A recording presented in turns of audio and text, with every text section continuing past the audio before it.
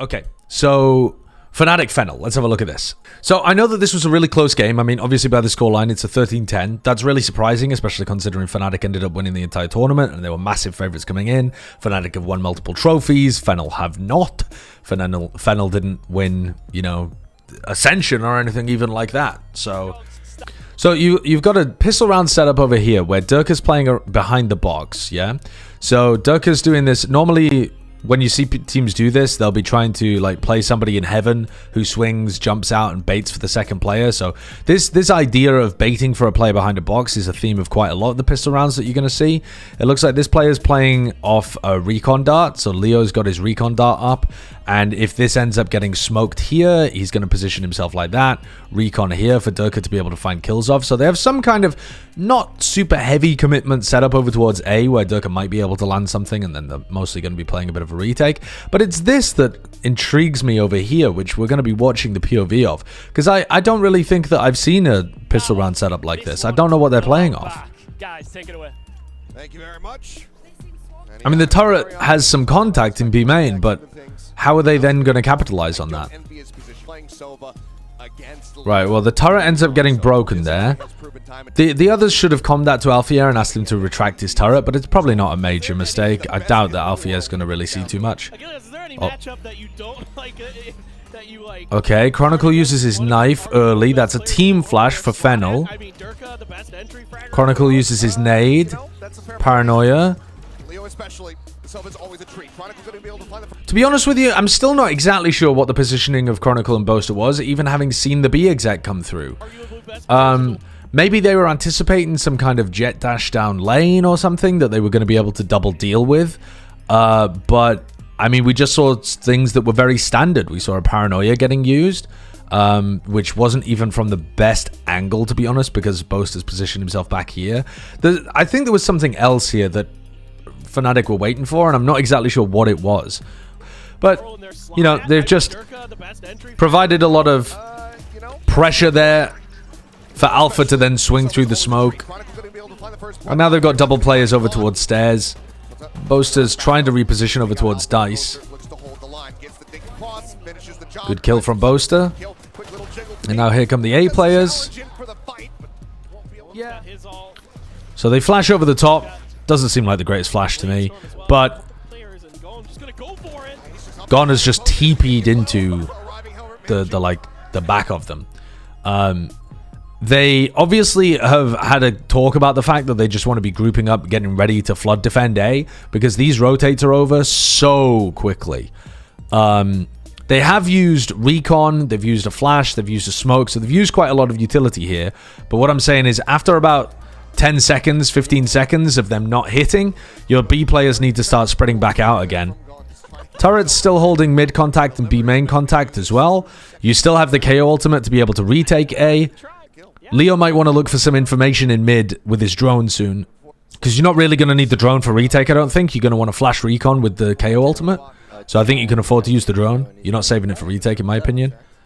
I don't know whether the Sova just got seen by that in A main. It's difficult to tell from the minimap. Yeah, but the Sova is now droning, so they know that there's at least one over towards A. And this is quite a nice idea by FENNEL. They're faking with their Sova while everybody else is going down mid to B. Leo's missed the timing as well. They broke the turret though, but these Fnatic players have just been pushed into backside. Only 10 seconds left. They're not going to expect these guys to be so pushed up against them. I think that's a great call by the FENNEL guys to just contact all the way in afterwards. I think that's completely sent Fnatic's brains spiraling there. But I think the positioning is horrible by the Fnatic guys. They've got two players holding in back B site. They have no information down mid. Leo didn't use his drone to even gather any information in mid. They don't know where anybody is. It's a really badly played defensive round by Fnatic in terms of the info game. Sova now becomes the lurk, and Fnatic should know that there's a Sova lurk here. Okay, so they flash recon into sight, but they're not using the KO ultimate. Which means now Dariali can use... Oh, well, Dariali isn't anchoring the site, he's lurking. This is really weird by Fnatic. They didn't want to commit into B. Maybe they were just looking to try and get a pick off the flash recon, but they didn't commit. They didn't use the KO ultimate. They're not trying to fight when they're down a person. They're not even really looking for the Sova, who they know was not part of this exec because he was droning A earlier on in the round. So yeah, Fnatic looking really, really shaky so far. Now they've lost that big retake ult though. So yeah, I'm looking to see if Durka can get pushed onto more aggressive angles this round. They went for fake A main control at the start of the round, and now they're playing over towards Cat. They hear a drone out through here, and they're going to smoke this off.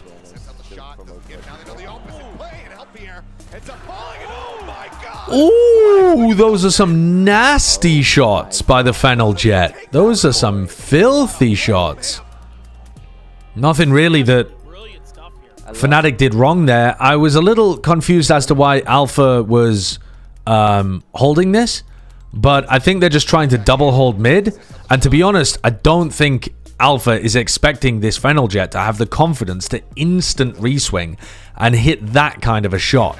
And then again, Durka, he just insta reswings back into him and hits another flick shot as well. So you can't really criticize Alpha and Durka for the way that they played that. Now, I would like to see them try to put a bit more emphasis on getting Durka posted on areas that aren't mid. But I think Durka's really trying to control the catwalk so that they can't do these A pushes on them. Well, I'm calling them the FENNEL Jet because I don't know how to pronounce their name. Sayuta? I don't know. Shota? How is that pronounced Shota? Shota? Okay, I could kind of see that. Boaster doesn't quite get out the paranoia, gets caught by the recon dart as well. He's now under quite a lot of pressure here, but they've decided to leave because they know that they've got 2 out of 3 of the players on A. And now they've heard the recon dart as well. I feel like, okay, these guys already know that 3 of the defenders are over towards A, but instead of going for the full rotate over towards B, they've just decided to go for an A re-hit through Cat like this, which I think usually it's a good idea for teams to do that when they've burnt their jet dash. Like when you're trying to jet dash in, but you get it cancelled by a knife or a paranoia or something like that, then it's best to try and go for a re-hit. But in this situation, just rotate. If Fnatic win this round, I think it was extremely avoidable by FENNEL. Leo gets a kill. Yeah, this is... Yeah, this is just a throw by FENNEL. Oh, well, no, there's no time. Chronicle can just survive. Well, that should have been a lost round by Fnatic. I would be really pissed if I was the FENNEL Jet right now, because that's just a bad call from their team. They even made the right call, which was to cancel when they realized that 2 out of the 3 of the players were in anchor positions over towards A. And they decided not to follow up off the utility that they used on the A hit, even though there was no paranoia that came out from Boaster. And when they cancelled, they just decided to go for an A re-hit into 3 players. That's just bad IGLing, I think. I'm going to skip this round because it's an eco, and I assume it's not going to be a problem. Boaster ended up dying in wine this round, which is really weird.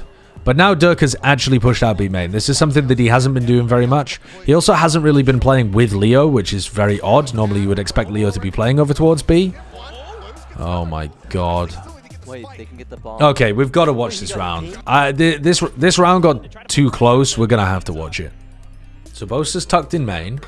In wine, sorry. Deriali's actually in the corner of wine right now, and he's surviving because the molly missed, the nade missed from Chronicle. Deriali then kills Boaster because Boaster thinks it's clear. Durka's pushed all the way out, gets 1. So now they're in a 4v3 where they have weapon advantages. Leo's trying to dominate this smoke, and he ends up getting overwhelmed. Chronicle isn't with him. Chronicle also gets overwhelmed. This smoke's doing a lot of work for them. They've put 2 of these smokes in A. Cool idea on the eco round. They have a smoke here, which lets them threaten like they could be getting out into tree. And then they actually updated it, gone this one, which allows them to get out and then could allow them to push all the way through to grass as well. So cool smoke. It means that you're going to have to watch it from this side and you're going to have to watch it from the A main side. I like the idea of it. I think it's a very good play to go for that on an eco, something where you need an advantage. And Leo ends up playing inside of it and dying. He was just running through it in order to get to the save spot. I mean, they're just saving again. Fnatic constantly finding themselves in situations where they're just saving. And one of the reasons why Fnatic are saving so often is because they're committing players to anchoring the site super heavily, right? Like, their players for Fnatic are dying on this round here and here trying to defend A, but on B they're dying like here and here often. In previous rounds on A, they've been dying like pushed up here, or, you know, in Wine they've just died in this round, but they died in A main before as well. They're not being able to keep a lot of players alive to go for retake situations. They can play off-site in a lot of these spots, right? They can play off-site. They have an ult to... They have their Killjoy ult to be able to play with in this round. There was no real reason for both of their initiators to be playing for information inside this smoke. If your opponents throw a smoke that's difficult for you to deal with, and I've heard Fnatic talk about this before in interviews too, they really don't have a good game plan for what they want to do against these kind of things. I think it might have been even an interview with Mini, or it could have been Boaster or something, where he was talking about opponents that aren't as good as you playing inside smokes and making things more random. But you can decide to just avoid the variance of these situations by giving them that space. This smoke is designed to take this kind of space, right? You can give it to them. You can hold more passive positions and play retake in this kind of spot, because you're going to have weapon advantage. You're not going to give them the rifles that they now have. And you're going to be able to play with either ults or utility that are going to be favorable for you. I think that Fnatic really struggle with that idea. Okay, so Alpha decided not to buy any nanoswarms or alarm bot in this round. So maybe that's why he's holding A, because he's only got the turret. That's it. So A looks incredibly weak here. Incredibly weak. Because usually your defenses are going to include nanoswarm setups on one site, let's say lane, and then a KO knife on the other side to stop any kind of fast hit coming through there. So on A, they don't have the KO knife, they don't have a nade. The only defensive tool they have is a paranoia. One paranoia, that's it. So A looks astoundingly weak. Without even having an alarm bot in mid right now, you really want Chronicle to be coming over and helping A. If Chronicle didn't flash at the beginning of the round and you now have a player posted up in B, you want Leo to be looking after market and you want Chronicle to be rotating, because they've got to identify how weak A currently is. But they're not doing that. This looks dangerous to me. Let's watch this guy. This guy's pretty good. Yeah, he should have bought a Bulldog and bought utility. Or Guardian, I guess, because he's a really fucking good aimer. But yeah, he should have bought util. Boaster gets Jiggle Pete. This guy's attack upping looks fantastic. Again, this is where I feel like a lot of other teams, after you see that the attackers have been able to get posted, their attack operators been able to get posted on this line, right? So they control this area of mid, and they're probably at least having one player in A main spotting that, right? And you don't have any information in A main as well. So from the defender's POV, you think that the attackers have basically like all of this control of the map, and I guess you could talk about this sight line as well, basically, right? So this all kind of belongs to the attack side, and Chronicle's just been peeking like this angle, so I guess in technically close mid also belongs to the attackers too. But you need to start retaking some of that back. And if the attackers are going to be peeking down this kind of lane, then usually they're not also going to be fighting over B main, right? Because that would just be a really weird setup to have. Players deep into B main and players deep into catwalk. It doesn't synergize well at all. You're really, really far away from each other, and you can't end on one of the sites if you get an opportunity to. So I would like to see in this situation, Leo use some of his remaining Sova utility, or Chronicle to use some of his utility to push Durka out through tiles. And I'm talking earlier on in the round, like as the pick came through. So I'm talking... As Boaster dies here, the reaction from these B players is to start falling away from B main because they're anticipating it being a hit on A. You're not holding A. right? There's no world in which you're holding A. If they end up actually committing to A right now, you're playing retake anyway. You are not helping Alpha yet. There's just no chance. He's only got a turret. My dude is just trying to go 1-for-1 or whatever he can, and then you're playing retake. So I think it makes far more sense in this situation for Leo, who's over here, to run forwards and either drone or recon, or send a recon that lands back here, or Chronicle to flash the window, or do something to get Durka more aggressively out posted on this kind of line. That's going to get you information. That's going to get Durka on a faster flank if they do commit to A, so that you can be pressuring them from behind as well. You're not going to give up your information towards market, but you're actually going to do something productive with your time instead of just falling back, which is, you know, they look really... They don't exactly know what to do. Like, Durka just tucks into this corner, which doesn't get them any more information. The two initiators are scrambling too. They look really out of sorts, rusty, and they're not doing anything proactive on the defense side. So now Fnatic just don't really know what's going on. They don't have any info over here. Maybe Leo could, like, re-drone towards grass, but that's so passive.